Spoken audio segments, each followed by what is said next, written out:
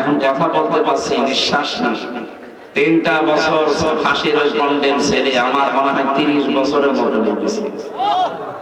কি বলতো জালেমরা আমাদের সাথে, বিশেষ করে আলেমদের সাথে 24 ঘন্টা নজরদারিতে রাখতো। আমরা যেন ভালো খাবারও খেতে না। বাংলাদেশ না, এই এশিয়া মহাদেশের ভেতরে সবচাইতে বড় কঠিন জেলখানা ওইটা, হাই সিকিউরিটি জেল।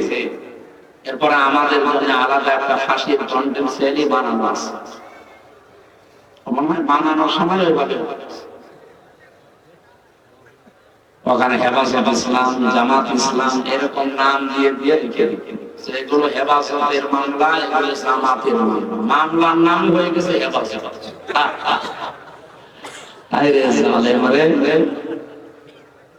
মামলা কোনদিন হেফাজত নামে কোনো মামলা আছে? জামাত নামে কোনো মামলা আছে? এটার নামে ব্লগ বানিয়ে লিখে দিয়েছে, এখানে জামাতের মামলার লোক থাকে, এখানে হেফাজতের মামলার লোক থাকে, এখানে জঙ্গি মামলার লোক থাকে। এই জন্য খুব কষ্ট পেয়েছিলাম এই 3টা বছর। আলহামদুলিল্লাহ আল্লাহ ধৈর্য এবং সহ্য দিয়েছিলেন। আমার স্ত্রী, মা বাবা, সন্তানাদি যারা ছিল তারা ধৈর্য হারা হয়। আমার ওই ছোট মেয়েটা হয়তো ওই যে পিজন ভ্যালের সাথে সঙ্গে ছিল, দেখেছিলেন কেউ কেউ দেখেছি। কারণ 3টা বছর তোর সাথে আমার দেখা নেই। সে 7 মাস রেখে এসেছিলাম, বের হয়ে দেখলাম আমার প্রায় 4 বছর বয়স। এখনো স্বাভাবিক হয়নি, কারণ আমার এখনো ভালো চিনে না তো। ও মনে করে এরকম হুজুর বলবো আমাদের বাড়িতে আমাকে স্বামী দিতে আসে, এরকম একটা হুজুরই এসেছে। আমি জেল থেকে বের হয়ে বাড়ি গেলাম, যেদিন আমাদের হুজুর আমাদের বাড়িতে চলে চলো তোমাদের বাড়ি ডাকছে। আমি যে ওর বাবা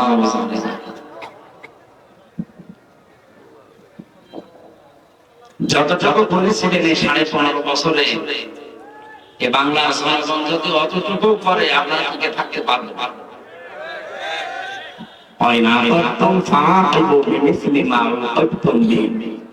যদিও প্রতিশোধ নেওয়া হারাম, জায়েজ আছে। যতটুকু আপনি অত্যাচারিত হয়েছেন অতটুকু প্রতিশোধ নিতে পারবেন। কে বলছে?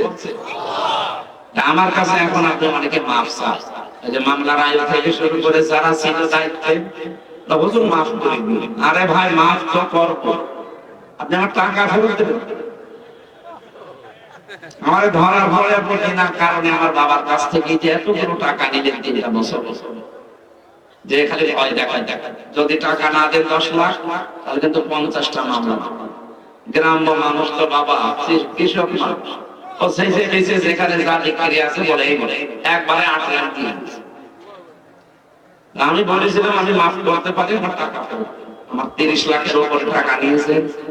আমি আকিজ গ্রুপে চাকরি করতাম, সেখানেও টাকা নিয়েছেন প্রায় 32 লাখ।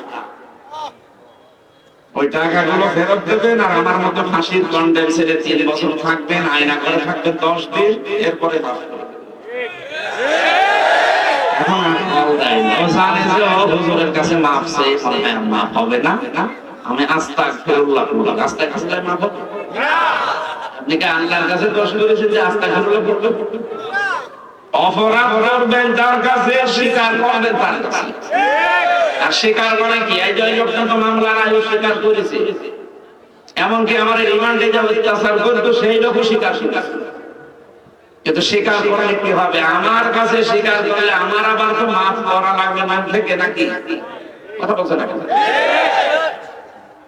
দুনিয়াতে কেউ যদি কারো হক নষ্ট করে, ওইটা যদি ফেরত দিয়ে যেতে না পারে, মরণের পরে ওই হক আল্লাহ আপনার কাছ থেকে নিয়ে কেউ ফেরত দেবে, তারপরে বলবে যে আপনাদের ছেড়ে দিবে। এই জন্য 15.5 বছরে যার কারণে অনেকেই ঘুমাতে পারে না ঘরে, অনেকেই মিথ্যা মামলার আসামি হয়ে মিথ্যা সাক্ষী দিয়ে তার জীবনটা নষ্ট করে দিয়েছে। আপনার কারণে ওই লোকটা চাকরি পায়নি, আপনার কারণে ওই লোকটা ব্যবসা করতে পারেনি, মিথ্যা মামলা দিয়ে মিথ্যা সাক্ষী দিয়ে জেল খাটিয়েছে, ওর ব্যবসা বাণিজ্য বন্ধ করে দিয়েছে, চাঁদাবাজি করেছে, আয়না ঘরে রেখেছে। আর এখন বলবেন আমি আস্তাগফিরুল্লাহ পড়ছি, আল্লাহ মাফ করে দাও। অত সহজ? যার কাছে যা করেছে মাফ যদি পেতে চান, তার কাছে যে স্বীকার করেন।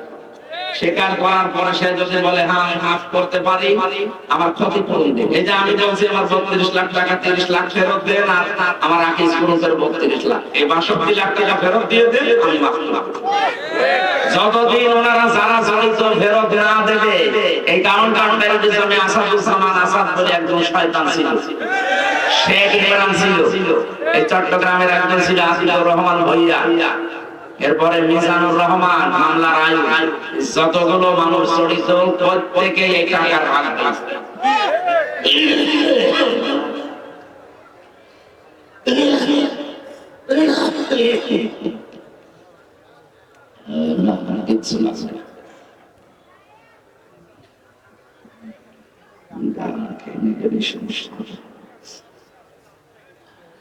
এখানে আমি আপনাদেরকে বাঁচাতে চাই, 15.5 বছরে যারা জুলুম করেছেন আপনাদেরকে বলছি, এটা রেকর্ড হচ্ছে সারা বাংলাদেশে যাবে।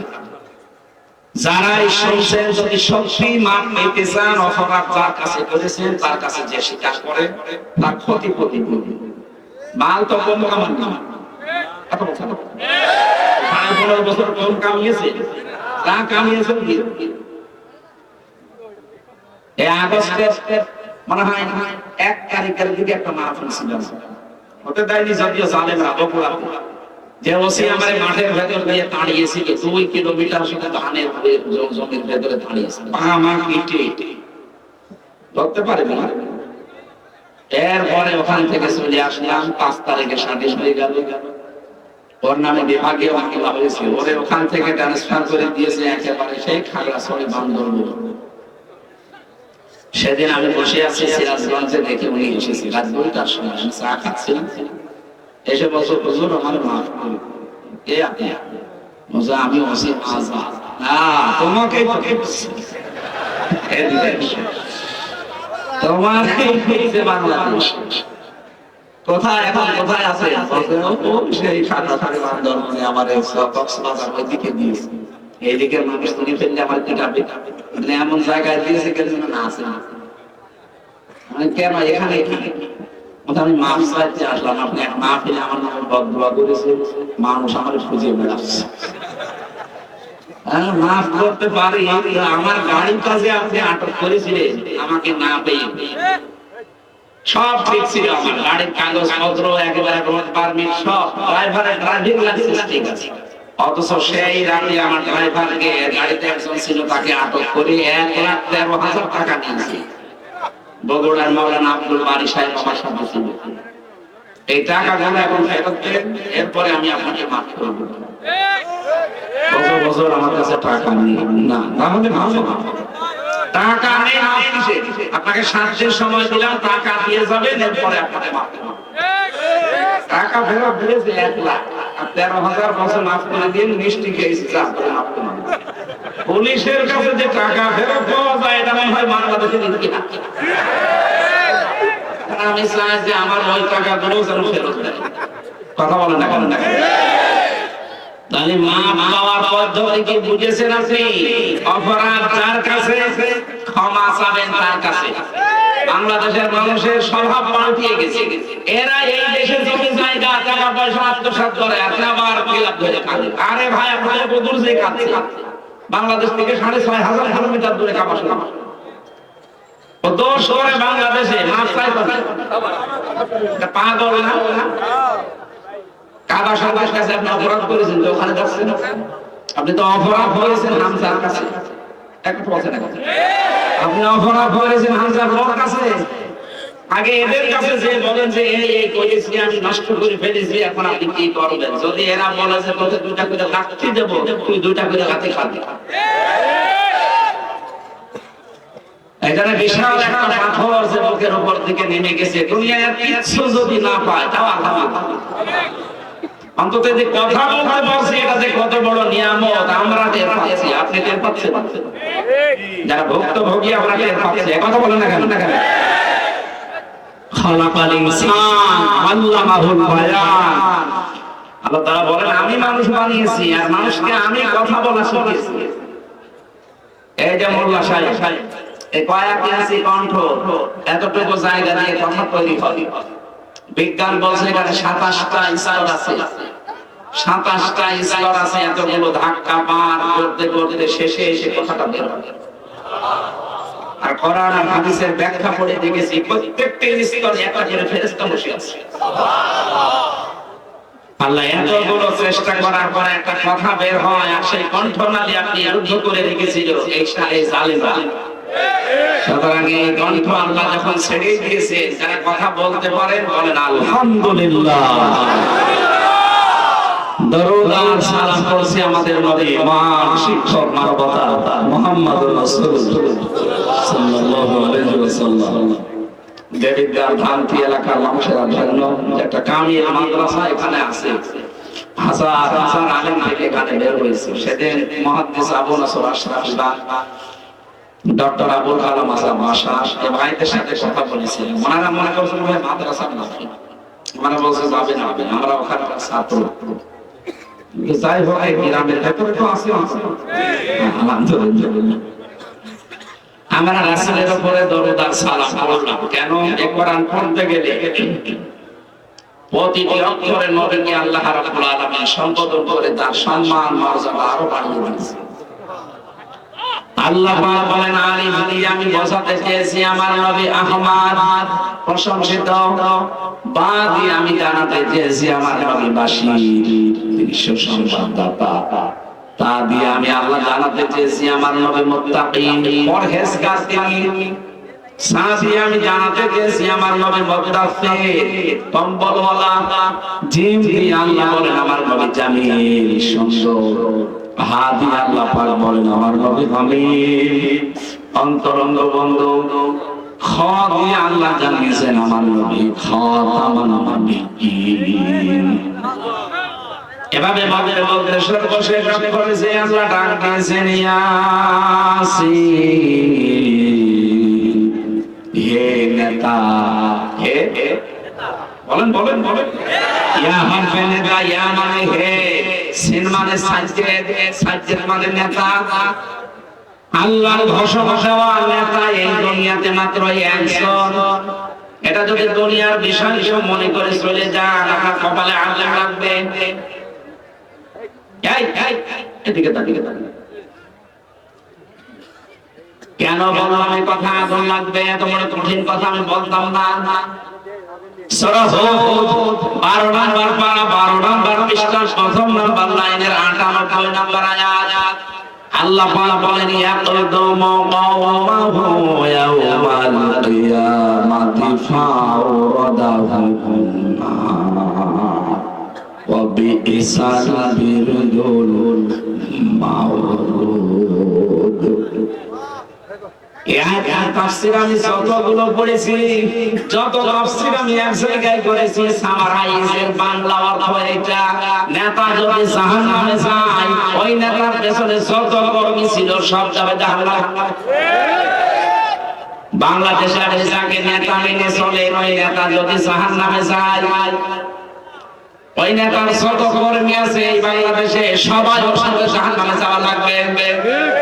এই আয়াতটা আমি বানালাম, বলেন আপনি এবার মিলান করে আয়াতটা সারা বাংলাদেশে যে যে নেতার পেছনে আছে আপনি নিজেই তো বলেন যে না আমার নেতা টাল মাতাল। আরে মনে নেতা যে রাত 12টার পরে তার ঠিক মতো মাটিতে পা পড়ে না, রিকশা ছাড়া বাড়ি যেতে পারে না, এমন নেতা দেশে ছিল না। কথা বলেন না কেন? এমন নেতার চরিত্র মাত্র 6 মিনিট 38 সেকেন্ড মাহিয়া মাহির সাথে অডিও রেকর্ড ফাঁস হয়ে সব হারিয়ে ফেলেছে। এমন নেতা পাওয়া যায় পরিমণির সাথে ধরা পড়ে নাকি? এগুলো সব বানাচ্ছি আমি। বলেন এই মানুষগুলোকে যারা মেনে চলতেন, কিয়ামতের দিনে এই লোকগুলোর চরিত্র যদি দুনিয়ায় এই হয়, যারা স্পষ্ট জেনাকার, যারা স্পষ্ট চোর ডাকাত, এরা যে বড় চোর আর ডাকাত তার বাস্তব প্রমাণ এই নির্বাচন। 8 সাল থেকে 2024 সাল পর্যন্ত যতগুলো নির্বাচন বাংলাদেশে গেল, একটাতেও ভোট হয়েছে আপনি বলতে পারবেন? ভোটের নামে প্রহসন করে আপনি নামের আগে লিখে দেন এখন সাবেক এমপি, সাবেক মন্ত্রী। ভণ্ডামি করার জায়গা পান না। 8 সাল থেকে 24 সাল পর্যন্ত যারা নির্বাচনের নামে প্রহসন করে কেউ এমপি, কেউ মন্ত্রী, কেউ উপজেলা চেয়ারম্যান, কেউ মেয়র হয়েছে, নামের পরে আপনি লিখতে পারবেন না যে সাবেক এমপি, সাবেক মন্ত্রী। এটা অবৈধ, কারণ আমরা আপনাকে ভোট দেই। এক কথা বলছেন না কেন? আপনি এতটুকু লিখতে পারেন কষ্ট করে যে সাবেক চোর, এটা সত্য, সেটা লিখতে দেবেন। নাই লিখে দেবেন সাবেক ডাকাত, মানুষ যেন আপনাকে অন্তত কুকুরের মতো পিটা, এমন পিটা। সাহেব পাড়া বানিয়েছে মালয়েশিয়া, সেদিন গিয়েছিলাম। বেগম পাড়া বানিয়েছে, থাকতে পারে না, সব তালা লাগানো। আমি সেই হয়ে ওকে দেখি শয়তান এসে বসে আছে 1 কিলো। হুজুর আমরা আগে পালিয়েছি, শয়তান আগে পালিয়ে বসে আছে। কেন বসে সাহেব পাড়ায় ঘরে থাকবে না, হলেও দরজা তালা মারা, ওখানে গিয়ে আমাকে পিটাবে। কারণ এদেশে তো বাঙালি আছে, আর আমার চেহারা তো মার্কা মারা, আমি তো বিনা ভোটে ভোটি। এখানে যত টাকা নিয়েছেন 8 সাল থেকে 24 সাল পর্যন্ত এমপি মন্ত্রীর নাম নিয়ে রাষ্ট্রের সব টাকা ফেরত দেওয়া লাগে। কোনো মাপ নেই আপনাদের। ইয়াসিন বলে আল্লাহ খেলা করার জন্য ডাক দেন। আল্লাহ বলেন, হে নেতা, আল্লাহর ঘোষণা দেওয়া এই নেতা বাদ দিয়ে যারা অন্য কোন নেতার আদর্শ মানে আপনি নিশ্চিত থাকতে পারেন ওই নেতা যদি জাহান্নামে যায়, আপনিও জাহান্নামে যাবেন। আর আপনি নিজেও জানেন যে ওই নেতা জাহান্নামে যাবে, কারণ ও যে লাল পানি খায়। আপনি জানেন না? আমি আর নিচে নামলাম না। বলেন দলিল, বলেন দলিল, এই যে পড়লাম, এর পরে গায়া